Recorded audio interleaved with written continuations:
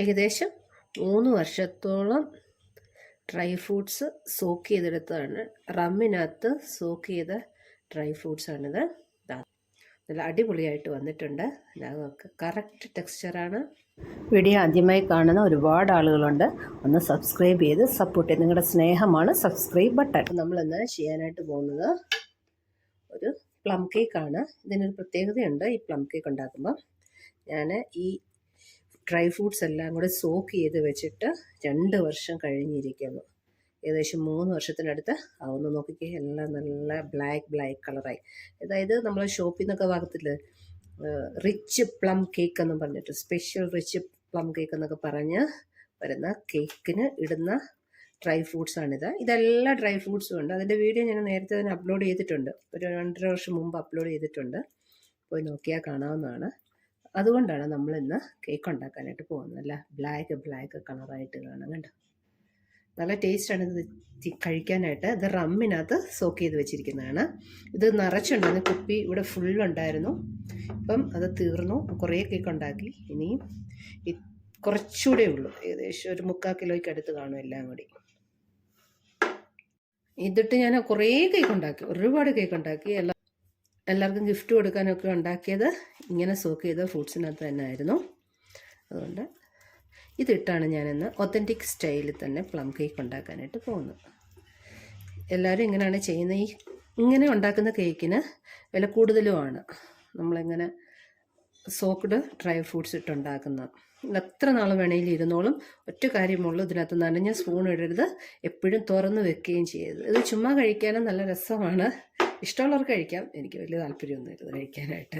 കേക്കിനകത്തിട്ട് ഞാൻ കഴിക്കാം, അത്ര തന്നെ. ഇതിട്ട് നമ്മളിനി കേക്ക് ഉണ്ടാക്കാനായിട്ട് പോവുകയാണ്. അപ്പോൾ കേക്ക് ഉണ്ടാക്കുന്നതിനായിട്ട് ബൗൾ എടുത്ത് വെച്ചിട്ടുണ്ട്. നല്ല ഡ്രൈ ആയിട്ടിരിക്കുന്ന ബൗൾ തന്നെയാണ്. ഇതിനകത്തേക്ക് നമ്മൾ ആദ്യം ഇട്ട് കൊടുക്കുന്നത് ബ്രൗൺ ഷുഗറാണ്. കപ്പ് അളവിലും ഗ്രാം അളവിലും ഞാൻ പറയുന്നതായിരിക്കും.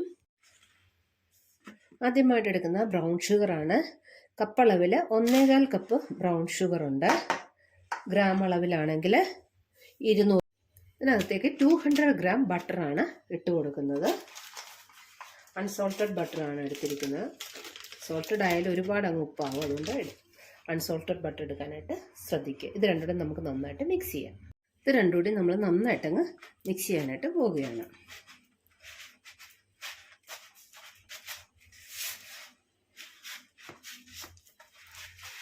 ബ്രൗൺ ഷുഗറും ബട്ടറും കൂടെ നന്നായിട്ട് മിക്സ് ചെയ്ത് വെച്ചിട്ടുണ്ട്.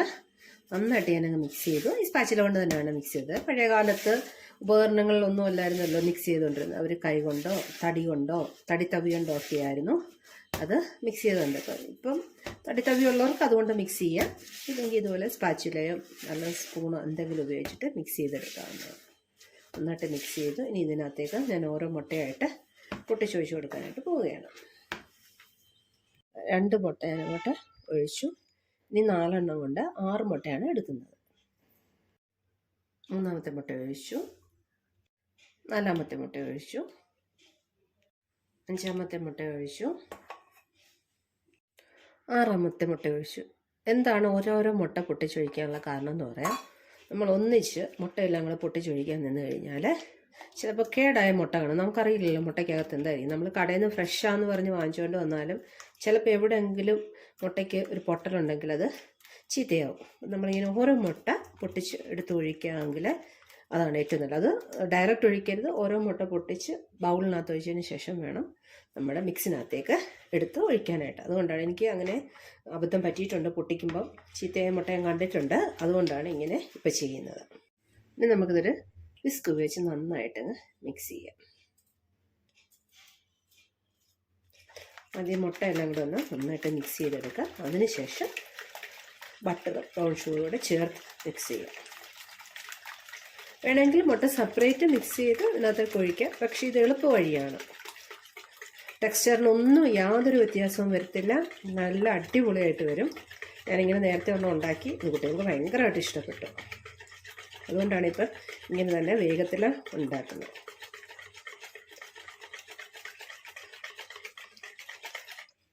ഇതെല്ലാം കൂടി ഒരുമിച്ച് മിക്സ് ചെയ്യാനായിട്ട് പോവുകയാണ്.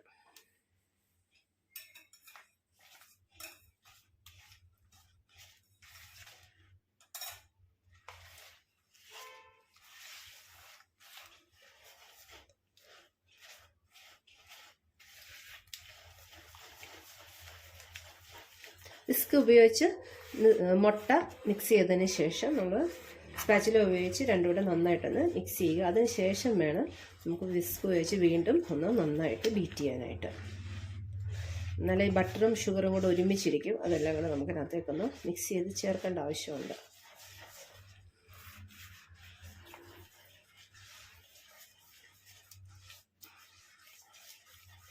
ഇനി നമുക്ക് വിസ്ക് ഉപയോഗിച്ച് നന്നായിട്ടത് മിക്സ് ചെയ്യാം. നന്നായിട്ടത് മിക്സ് ചെയ്തിട്ടുണ്ട്. നിങ്ങൾ വിചാരിക്കും എന്തെങ്കിലും ബട്ടർ പൊങ്ങി ഇവിടെ ചെറിയ തണുപ്പുണ്ട്, അതുകൊണ്ടാണ് ബട്ടർ ഇങ്ങനെ പൊങ്ങിക്കിടക്കുന്നത്, അല്ലാതെ പ്രശ്നമൊന്നുമില്ല. ഇതിനകത്തേക്ക് നമ്മൾ മൈദ ഇട്ട് മിക്സ് ചെയ്ത് കഴിയുമ്പം ഒക്കെ ശരിയായിക്കോളും. ലാസ്റ്റിൽ നോക്കുക, അന്നേരം നിങ്ങൾക്കത് മനസ്സിലാവും. മാക്സിമം എല്ലാം കൂടി നന്നായിട്ട് മിക്സ് ചെയ്തെടുക്കുക. ബട്ടർ ഇതിനകത്ത് മെൽറ്റായി ചേർന്നോളൂ, കുഴപ്പമില്ല. അങ്ങോട്ട് മാറ്റി വെച്ചിട്ട് നമുക്ക് ഡ്രൈ ഇൻഗ്രീഡിയൻസ് എടുക്കാം. ഇതിനകത്ത് നമുക്ക് എസെൻസുകൾ ചേർത്ത് കൊടുക്കാം. എല്ലാ എസെൻസുകളും ചേർത്ത് കൊടുക്കുന്നുണ്ട്. അല്ലാതെ തന്നെ മിക്സഡ് ഫ്രൂട്ട് എസെൻസ് എന്ന് പറയും, അതൊരു ബോട്ടിലിനകത്ത് വരും. അത് വാങ്ങിച്ച് 5 ml മാത്രമായിട്ട് ഒഴിച്ചാലും മതി. ഇല്ലെങ്കിൽ സെപ്പറേറ്റ് ആണെങ്കിൽ എല്ലാം ഒരു 2-3 ഡ്രോപ്സ് വെച്ച് ഒഴിക്കണം. ഇതിപ്പോൾ എന്ന് പറയുന്നത് ഓറഞ്ചിൻ്റെ എസെൻസ് ആണ്. ഞാനൊരു 3 ഡ്രോപ്സ് ഒഴിച്ചിട്ടുണ്ട്. ഇത് പൈനാപ്പിൾ ആണ്. ഇതൊരു 3 ഡ്രോപ്സ് ഒഴിക്കും. അടുത്തതായിട്ട് സ്ട്രോബെറി ആണ് എടുത്തിരിക്കുന്നത്. അതും ഒരു 3 ഡ്രോപ്സ് ഒഴിക്കാനായിട്ട് പോവുകയാണ്. സ്ട്രോബെറി എസെൻസ് 3 ഡ്രോപ്സ് ഒഴിച്ചു. അടുത്തത് പിസ്തയുടെയാണ് ഒഴിച്ചു കൊടുക്കുന്നത്. അതൊരു 3 ഡ്രോപ്സ്. 3 ഡ്രോപ്സ് പിസ്ത എസെൻസ്.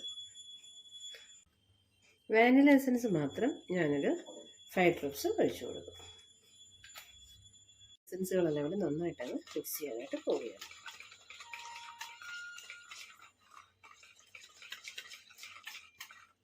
100 ഗ്രാം മൈദ എടുത്ത് വെച്ചിട്ടുണ്ട്. ഇത് 3 കപ്പ് മൈദ ഉണ്ടാവും. 240 ml കപ്പാണ് എൻ്റെ കയ്യിലുള്ളത്.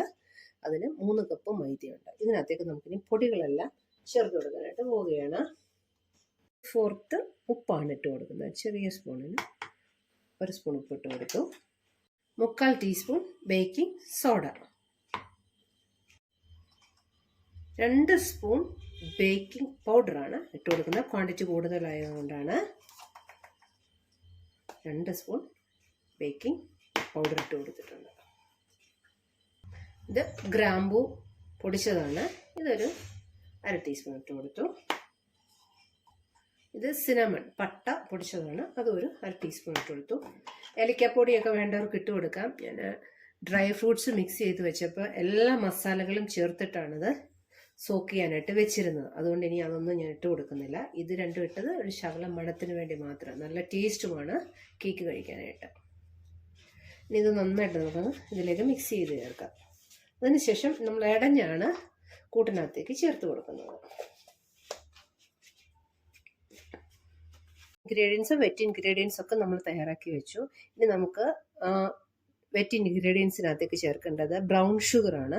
ഇത് ഞാൻ കുറച്ചേറെ ഷുഗർ എടുത്ത് കരിച്ച് ഒരു ബോട്ടിലാക്കി വെച്ചിരുന്നതാണ്. എപ്പോഴും ഗ്ലാസ് ജാറിനകത്ത് സൂക്ഷിക്കാനായിട്ട് ശ്രദ്ധിക്കുക. നമ്മൾ ഇച്ചിരിയേറെ പഞ്ചസാര എടുത്ത് ഒരു 100 ഗ്രാമോ അല്ലെ 200 ഗ്രാമോ പഞ്ചസാര എടുത്ത് നന്നായിട്ട് കരിച്ച് അത് സിറപ്പാക്കി ഒരു ബോട്ടിൽ സൂക്ഷിക്കുക. അത് നന്നായിട്ട് തിക്കായിട്ട് എടുക്കാമെങ്കിൽ നമുക്ക് വെളിയിൽ തന്നെ ഇരുന്നോളും. അതിനകത്തൊരു ശകലം നാരങ്ങാനീര് പിഴിഞ്ഞൊഴിച്ച് കഴിഞ്ഞാൽ ചീത്തയാവാതെ എത്ര നാൾ വേണേലും ഇരുന്നോളും. മിൽക്ക് മെയ്ഡൊക്കെ വരുന്നത് പോലെ 1 വർഷം വരെ 1.5 വർഷം ഒക്കെ ചീത്തയാവാതിരുന്നോളും. ഞാൻ ഇപ്പോഴത്തെ ആവശ്യത്തിന് വേണ്ടി കുറച്ചെടുത്ത് കരിച്ച് വെച്ചിരുന്നതാണ്. ഇല്ലെങ്കിൽ നമ്മളത് ഫ്രിഡ്ജിനകത്ത് സൂക്ഷിക്കുക. ഇത് ഞാനൊരു 1/4 കപ്പ് ഇതിനകത്തേക്ക് ചേർത്ത് കൊടുക്കാനായിട്ട് പോവുകയാണ്. 1/4 കപ്പ് എന്ന് പറയുന്നത് 30 ml ആണ്. ഇതിനകത്തേക്ക് ചേർത്ത് കൊടുക്കുക. അതുകൊണ്ടാണ് ബ്രൗൺ ഷുഗർ വളരെ കുറച്ച് ഞാൻ എടുത്തത്. ഒരു ഇതുകൂടെ ആകുമ്പോഴത്തേക്കിന് നല്ല മധുരമാവും, പഞ്ചസാര കരച്ച് ചേർക്കുമ്പോഴത്തേക്കിന്. അതുകൊണ്ട് നന്നായിട്ട് അതുകൊണ്ട് മിക്സ് ചെയ്യാം. വെറ്റ് ഇൻഗ്രീഡിയൻസ് തയ്യാറാക്കി മാറ്റി വെച്ചപ്പോഴത്തേക്കിന് ബട്ടറൊക്കെ നന്നായിട്ട് പിന്നെയും കട്ടിയായി. ഞാൻ ഒന്നുകൂടെ നന്നായിട്ടൊന്ന് മിക്സ് ചെയ്യട്ടെ. നല്ല തണുപ്പുണ്ട് ഇവിടെ, അതുകൊണ്ടാണ് അങ്ങനെ കട്ടിയാവുന്നത്. ഇനി നമ്മൾ പൊടികൾ കുറേശ്ശെ ഇട്ട് ഇതിനകത്തോട്ട് ആഡ് ചെയ്യാനായിട്ട് പോവുകയാണ്.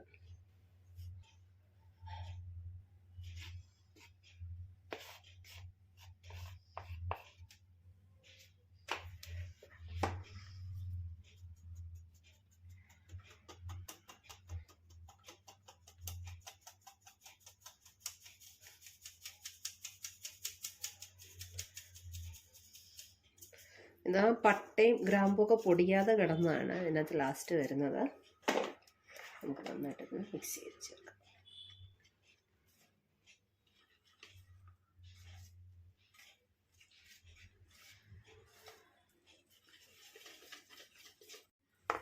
പൊടി നമ്മളൊന്ന് നന്നായിട്ട് മിക്സ് ചെയ്ത് ചേർത്തു. ഇനി ബാക്കി പൊടി കൂടി നമുക്ക് ഇതിനകത്തേക്ക് ഇടഞ്ഞ് ചേർക്കാം.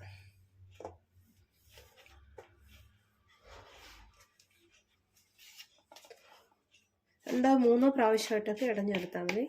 മറ്റുള്ള കേക്ക് ഉണ്ടാക്കുന്ന അത്രയും ബുദ്ധിമുട്ടുകൾ ഇതിന് ഉണ്ടാവുകയില്ല.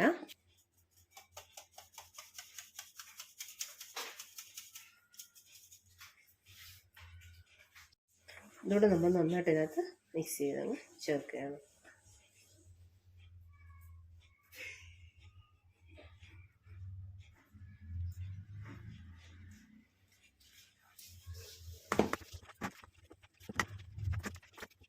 പിന്നെ സൈഡിലിരിക്കുന്നതൊക്കെ സ്പാച്ചില കൊണ്ട് നമ്മൾ നടുക്കോട്ടാക്കണം.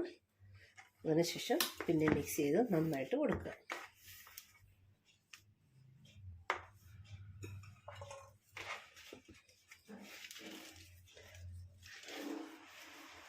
ഇതിപ്പോൾ ഇത്തിരി ലൂസായിട്ടുണ്ട്, പക്ഷെ ഇതിലും തിക്കായിട്ട് വരും.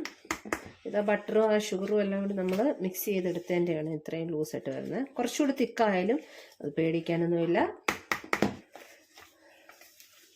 നല്ല അടിപൊളി കേക്കായിട്ട് തന്നെ വരും. ഇങ്ങനെ ബാറ്റർ തയ്യാറാക്കി ഇൻസ്റ്റൻ്റായിട്ട് ഫ്രൂട്ട്സ് ഇട്ട് കൊടുത്താലും പ്രശ്നമൊന്നുമില്ല. അങ്ങനെയും ഞാൻ വീഡിയോ അപ്ലോഡ് ചെയ്തിട്ടുണ്ട്, ഇൻസ്റ്റൻറ്റ് പ്ലം കേക്ക് എന്ന് പറഞ്ഞ്. ഇനി ഇതിനകത്തേക്ക് നമുക്ക് നട്ട്സ് എല്ലാം കൂടി ഇട്ട് കൊടുക്കാം. ഞാൻ വിസ്ക് മാറ്റി ഞാൻ സ്പാച്ചിൽ കൊണ്ട് നന്നായിട്ട് മിക്സ് ചെയ്തു. നല്ലതായിട്ട് അടി കൂട്ടി മിക്സ് ചെയ്തെടുത്തു. ഇച്ചിരി ക്വാണ്ടിറ്റി കൂടുതലായിട്ട് നന്നായിട്ട് മിക്സ് ചെയ്തെടുക്കണം. മിക്സിങ് എല്ലാം കഴിഞ്ഞു. ഇതിനകത്തേക്ക് നമുക്ക് നട്ട്സും ഫ്രൂട്ട്സും ഇട്ട് കൊടുക്കാം. അതായത് ഏകദേശം 3 വർഷത്തിനടുത്താവാറായ സോക്ക്ഡ് ഡ്രൈ ഫ്രൂട്ട്സാണ് ഇതിനകത്തേക്ക് ചേർത്ത് കൊടുക്കുന്നത്. ഞാൻ ആദ്യമേ വീഡിയോ കാണിച്ചിരുന്നു. ഡ്രൈ ഫ്രൂട്ട്സ് ഞാൻ ഇതിനകത്തേക്ക് ചേർത്ത് കൊടുക്കുകയാണ്. നമ്മുടെ ഇഷ്ടത്തിനനുസരിച്ച് ചേർത്ത് കൊടുക്കാം. 300 ഗ്രാമെങ്കിലും ചേർത്ത് കൊടുക്കണമെന്നാണ് ഡ്രൈ ഫ്രൂട്ട്സും ഡ്രൈ നട്ട്സും കൂടെ. പൊടി നമ്മൾ 300 ഗ്രാം എടുത്തിട്ടുണ്ട്, മൈദ.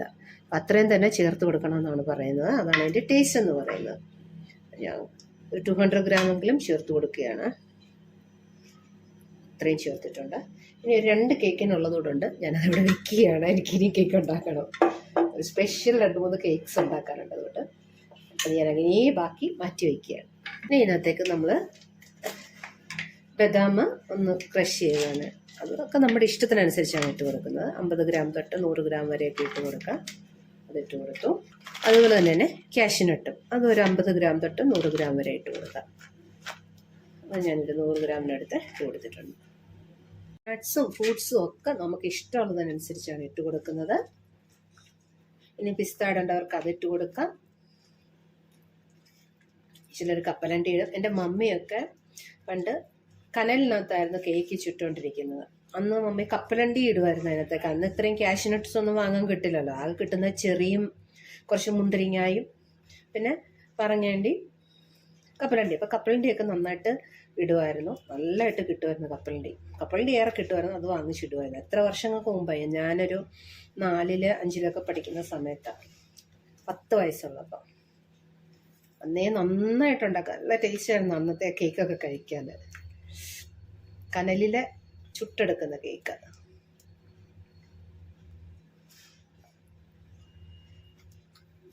മിക്സിങ് എല്ലാം കഴിഞ്ഞിരിക്കുന്നു. നമ്മളിനി ഇതിൻ്റെ ബേക്കിംഗ് ട്രേയിലേക്ക് മാറ്റാനായിട്ട് പോവുകയാണ്. ഞാൻ 2 രീതിയിലാണ് ഇത് ഉണ്ടാക്കുന്നത്. ഒന്ന് സ്റ്റൗവിൽ എടുക്കുന്നുണ്ട്, 2 ഓവനകത്ത്. ഓവൻ 200 ഡിഗ്രി സെൽഷ്യസിൽ 10 മിനിറ്റ്സ് പ്രീ ഹീറ്റ് ചെയ്യാൻ ഇട്ടിട്ടുണ്ട്. സ്റ്റൗവിൽ വെച്ചിരിക്കുന്ന പാനും ചൂടാകാനായിട്ട് വെച്ചിട്ടുണ്ട്. അത് ലോയിലാണ് വെച്ചിരിക്കുന്നത് പാന്. ഇത് നമുക്ക് ബേക്കിംഗ് ട്രേയിലേക്ക് മാറ്റാം. ബേക്കിംഗ് ട്രേ ഞാനിവിടെ റെഡിയാക്കി വെച്ചിട്ടുണ്ട്. ബട്ടറൊക്കെ തൂത്ത് ഞാൻ ബട്ടർ പേപ്പർ ഇട്ടിട്ടുണ്ട് ഇതിനകത്ത്. അതിനകത്തേക്ക് നമ്മൾ മാവ് ഒഴിക്കാനായിട്ട് പോവുകയാണ്. ഇത് ഞാൻ സ്റ്റൗവിലാണ് നോക്കുന്നത്, കാണിക്കാതെ.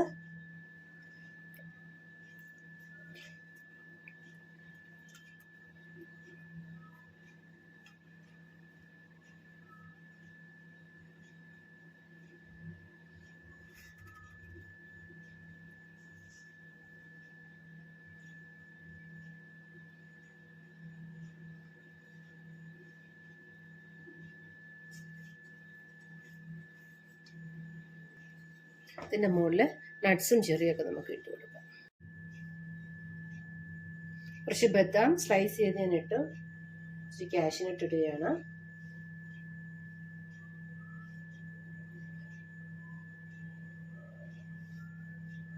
അങ്ങനെ ബദാം, കാഷ്യൂനട്ട്, ചെറിയ ഇതെല്ലാം റെഡിയാക്കി വെച്ചിരിക്കാനുള്ള അടിപൊളിയായിട്ടുണ്ട് കാണാനായിട്ട്. കേക്കും അടിപൊളിയാണ്. ബേക്കായി വരുമ്പം ഇത് ഞാൻ സ്റ്റൗവിലേക്ക് മാറ്റാനായിട്ട് പോവുകയാണ്. ബാക്കി വന്ന ബാറ്റർ ഞാനൊരു പേപ്പർ ട്രേയിലേക്കാണ് മാറ്റിയിരിക്കുന്നത്. ഞാനിവിടെ വാങ്ങിച്ചു വെച്ചിരുന്നതാണ്. അത് ഞാൻ ഓവനകത്തേക്കാണ് വെക്കാൻ പോകുന്നത്. ഇതാ ഞാൻ സ്റ്റൗവിൽ വെച്ചു. അത് നന്നായിട്ടൊന്ന് ചൂടായി പൊങ്ങി വന്നിട്ടുണ്ട്. വെച്ചപ്പോൾ ഞാൻ കാണിക്കാൻ പറ്റിയില്ല, കാര്യം ഞാൻ ഓവനകത്തേക്കുള്ളത് ബാറ്റർ ഒഴിക്കുകയായിരുന്നു. അതുകൊണ്ടാണ് ഇത് ഒരു ഗ്ലാസ് ലിഡ് കൊണ്ടാണ് ഞാൻ അടച്ചിരിക്കുന്നത്. അതുകൊണ്ട് നമുക്ക് അത് കാണാനായിട്ട് ഒരു ബേക്കായി വരുന്നത്. ഒരു പാനിനകത്താണ് വെച്ചിരിക്കുന്നത്. അതിനകത്തൊരു ചെറിയ സ്റ്റീൽ റൗണ്ട് ഇട്ടിട്ട് അതിൻ്റെ മുകളിലാണ് വെച്ചിരിക്കുന്നത്. നമ്മുടെ കേക്ക് ഇങ്ങനെ റെഡി ആയിരിക്കുകയാണ്. സ്റ്റൗവിൽ നമ്മൾ ചെയ്തെടുത്ത കേക്കാണ് ഇത്. നല്ല സോഫ്റ്റാണ്, തൊട്ട് നോക്കുമ്പോൾ തന്നെ നല്ല സോഫ്റ്റ്. അതിൻ്റെ മേളിലിട്ട കാഷ്യൂനട്ടും ബദാമും മാത്രമുള്ള പൊങ്ങി വയ്ക്കുന്നത്, ചെറിയൊക്കെ താന്നു ഇതേ. എപ്പോഴും നമ്മൾ സ്റ്റൗവിൽ ചെയ്യുമ്പോൾ അങ്ങനെയാണ്. ഇത് നന്നായിട്ട് ബേക്കായി വരുമ്പോഴത്തേക്കിനും നട്ട്സ് മുകളിലിടുന്നതൊക്കെ കുറച്ച് താഴോട്ട് പോകും.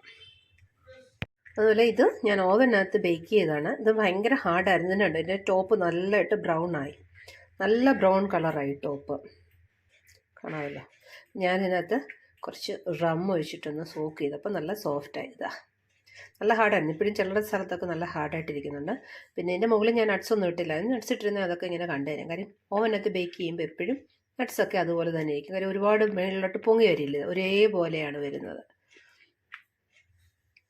ഗ്യാസേൽ എടുക്കുമ്പോൾ എനിക്ക് ഭയങ്കര ഇഷ്ടമാണ്. ഗ്യാസേൽ ചെയ്തെടുക്കുന്നതാണ് എനിക്ക് എപ്പോഴും ഭയങ്കര സന്തോഷമാണ്. കാര്യം നല്ല അടിപൊളിയായിട്ട് നല്ല ടെക്സ്ചറാണ്, നല്ല സോഫ്റ്റാണ്.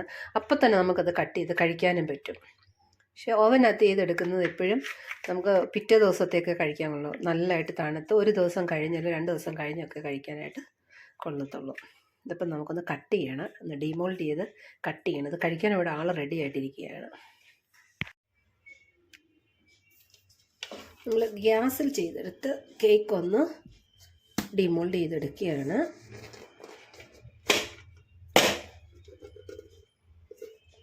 ഇതാ അടിപൊളിയായിട്ട് വന്നിട്ടുണ്ട്, സൂപ്പറായിട്ടുണ്ട്. ബട്ടർ പേപ്പറൊക്കെ ഇട്ടുണ്ട്, പെട്ടെന്ന് അത് ഇളകി വരികയും ചെയ്യുന്നുണ്ട്. എല്ലാം ഒരേപോലെ റെഡി ആയിട്ടുണ്ട്. നമുക്കിതിനെ ഒന്ന് തിരിച്ച് വെച്ചിട്ട് ഇതൊന്ന് കട്ട് ചെയ്ത് നോക്കാം എങ്ങനെ ഇരിക്കുന്നു എന്നറിയാമല്ലോ, ഉൾവശമൊക്കെ. ഗ്യാസിൽ ചെയ്തെടുത്ത എൻ്റെ ഫേവററ്റ് കേക്ക് ഞാൻ കട്ട് ചെയ്യാനായിട്ട് പോവുകയാണ്. ഇത് ഒത്തൻറ്റിക് സ്റ്റൈലാണ്. ഏകദേശം 3 വർഷത്തോളം സോക്ക് ചെയ്തെടുത്ത ഡ്രൈ ഫ്രൂട്ട്സിനകത്ത് ഉണ്ടാക്കിയ കേക്കാണിത്.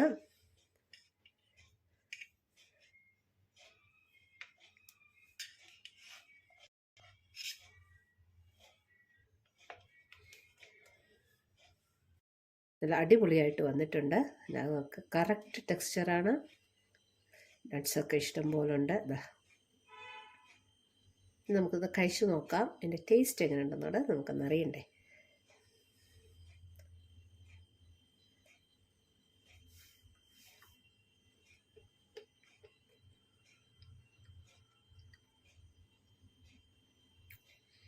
കറക്റ്റ് മധുരം എല്ലാം കറക്റ്റ് പാകത്തിനാണ് വന്നിരിക്കുന്നത്. അപ്പോൾ ഇതുപോലെ എല്ലാവരും ഒന്ന് ട്രൈ ചെയ്ത് നോക്കുക. ഇഷ്ടപ്പെട്ട് കഴിഞ്ഞാലൊന്ന് ലൈക്ക് ചെയ്യുക, ഷെയർ ചെയ്യുക. വീഡിയോ ആദ്യമായി കാണുന്ന ഒരുപാട് ആളുകളുണ്ട്, സബ്സ്ക്രൈബ് ചെയ്ത് സപ്പോർട്ട് ചെയ്യുക. Thanks for watching.